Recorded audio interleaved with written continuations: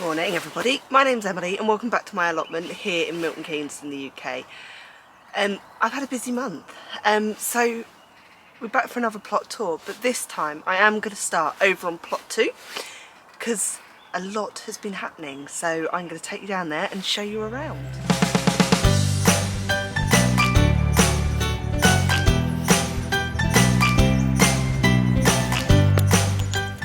So this poor obelisk fell over in the wind, and I have managed to do something that I think most people think is impossible. The frost, the really deep frost, has killed my rosemary bush, so I need to dig that out. Potato patch still here with some bits of paraphernalia on it. Still haven't decided what I'm going to do with this bucket box crate thing. I've got my 2 beds of raspberries, which is Joan Jay and Autumn Gold. They are both autumn fruiting, but I haven't trimmed them back yet because I'm waiting to see if there's any signs of life, because obviously these were all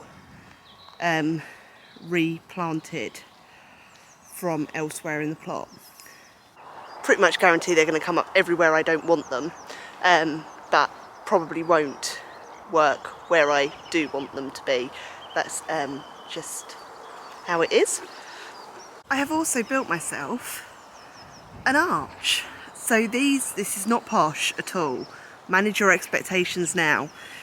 These are very, very cheap arches. I think they're about £10 each off Amazon. So I've staked them into the ground using these green stakes and strapped them together using bamboo canes, and then they've got this wire mesh over them. So this is going to be for my squash arch. I have planted my first ever rose. So this is a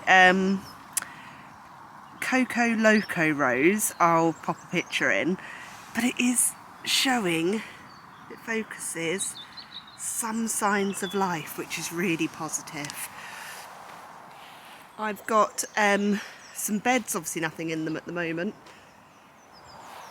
And then this bed is going to be for my eucalyptus. And then these are my dahlia beds, which is why they've got these wooden posts around them. So my plan is to batten between the wooden posts and then put net over the top of them to provide some support to the dahlias. And then the fruit cage is still here. It's not blown away. I know some people were concerned. The strawberry planter still doesn't have ends, but does have some strawberries in it. I must do the ends. That's on my list of jobs to do because it does dry out really quickly without them being there. I have also, this month, bought and planted myself a grapevine. So this is an outdoor grapevine called Strawberry. It's not doing too much at the moment, but it is very, although there is a little bud there, it's very early in the season for them. Then I've got my chair in here, my loganberry, my blackcurrants are showing lots of signs of life, so they're looking happy, as is my blueberry.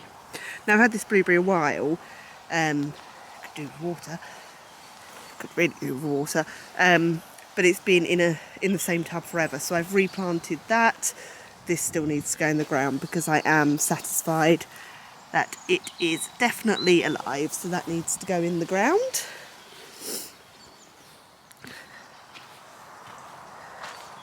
This bed is going to have it's called a cup and saucers plant, which is going to grow up and over the side of the fruit cage.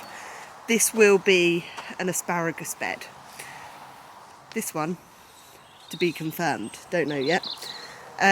In this bed here, I do have my Jerusalem artichokes. So they're actually already in. They can be a bit thuggish and can be a bit invasive, which is why I've put them in this raised bed rather than in the ground. Here, and I'm really sorry for the use of plastic, but it is the best way of doing it, are willow whips. So I'm growing the willow whips with the plan that they are going to be for lots of reef making and maybe some obelisk structures in the future. They can be quite invasive, but my plan is, and they can grow very, very large, but my plan is to coppice these back each year. So they will be kept under control. The reason they're growing through the weed-proof membrane is when you literally stick the sticks in the ground, and when they are first getting established they do not like to compete, so this is the best way of growing them. No, I'm not a huge fan of weed-proof membrane, none of us are, but this will be on the ground for as long as the willow whips are here. It's a long-term thing. Now this may look like a compost bin, but this is for those world famous carrots that I keep talking about. I have ordered some seeds straight from America. I will put the name at the bottom of the screen because I'm not even going to attempt to pronounce it because of the M. They are a Japanese carrot that can grow up to a metre long. They probably won't do that here, sort of 70 centimetres is quite respectable here, but they're going to grow in this container. That container's got a mixture of topsoil, compost and sand in there, so I'm hoping it's going to create a nice like light and airy mixture for the carrots to go down in, hopefully nice and long and nice and straight.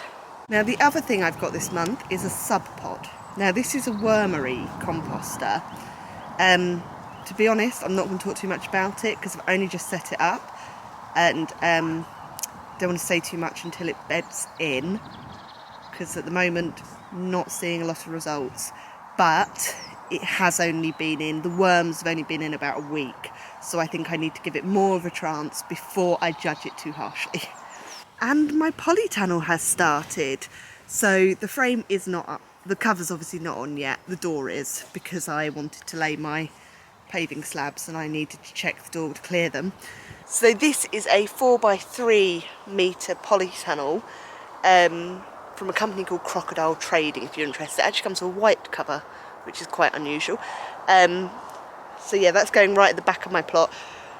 Today, one of my jobs for today is I'm going to start working out what I want on the inside, but the plan is that this is going to be quite sorry, there's squirrels running around. This is going to be quite a different sort of polytunnel to what I've got up there. Everything in here is going to be things like, there's going to be cucamelons, tomatillos, Cape gooseberries, there's going to be some cucumbers, possibly some melons. I've also got some citrus trees to go in here, so this is going to have quite a jungly feel in here, so I'm really excited about that. And down this side of the polytunnel is going to be the sort of compost / IBC area.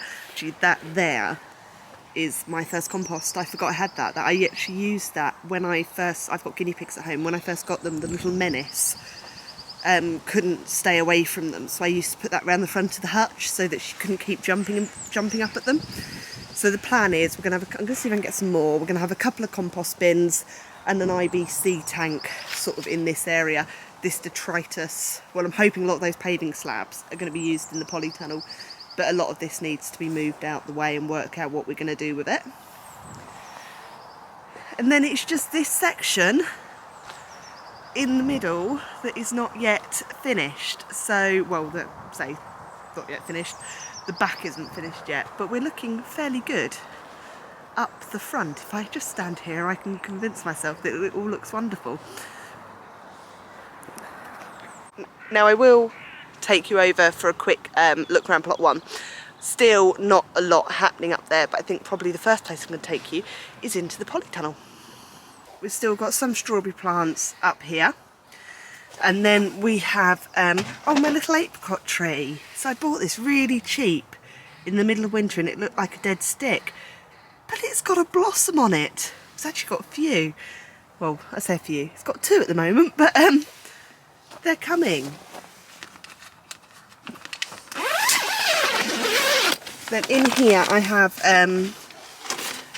some lettuce and some early Durham cabbage that all seem to be germinating okay. This is a tiny little fig tree that I bought. And then down here, doing absolutely nothing, we have some spring onions. Oh, and in here is some cut and come again lettuce. Again, that's just germinating, so we're just putting those over to add a little bit of extra protection, cover for the polytunnel. Now these here are my a part of my hunt to find a good peat-free compost situation, so we're still working on that at the moment. So far I'm liking the texture of the Silver Grow one, but we'll see. I also sound like I've spent a fortune this month. I also bought this from Autopot. Now this is their new tray to grow. So the idea is that you pop your seedlings on and they sort of there's water in here, and the idea is that they wick it up and they effectively self-water. Well, I say self-water. There's obviously a tank there that feeds into the system. Earlier this week as well, I think they only released it very recently, but so far I am pleased with that, so really tempted by a second one. But I also want to get some auto pots, some of the actual pots to go in the other polytunnel. I'm really trying to lighten the watering load after last year. We need to find creative methods to keep up, and there's obviously no electricity down here, so gravity fed systems or the solar power system like the irrigation system I've got. Talking of that, and I did do another job in here earlier this week. Excuse the rubbish, but when I first laid this soaker hose, all the tomatoes were in, so I kind of had to lay it around the tomatoes, but since obviously there's nothing in here at the moment, I have taken it all out and relayed it, so hopefully that will work. And my plan is I'm also going to redo all my tomato strings this year and come up with a better way. I'm still going to string, but I'm thinking more of this. I might try doing what I've done here and attaching canes, because that's fairly rigid, to try and support the second line of strings that way. So out on the plot itself, not a lot has changed, although we do have some green. The broad beans have gone in. We lost some green because I've cleared out the brassica cage. Still need to clear the kale and sort out the rather frost and pigeon decimated cabbages. These obelisks are going to go over onto plot 2, but these are coming back to life well. These always do well, to be fair, in here. They've been here a few years now. Now, I made a little addition to my carrot bed. So last year I didn't do particularly well with my carrots, and I think it was because there was a lot of surface watering going on and the moisture wasn't getting down very deep because it was evaporating so quickly. So I put these, what are they called? Drain pipes in that I had left over from when I did the shed, and they've got holes drilled in the bottom of them. So I'm hoping that if I water into these, then the water will get down a bit further. This is actually my parsnip bed, which I've just covered. There are no parsnips in there at the moment, but I've obviously covered it in the hope that I can warm the soil up a little bit so I can get them planted before too long.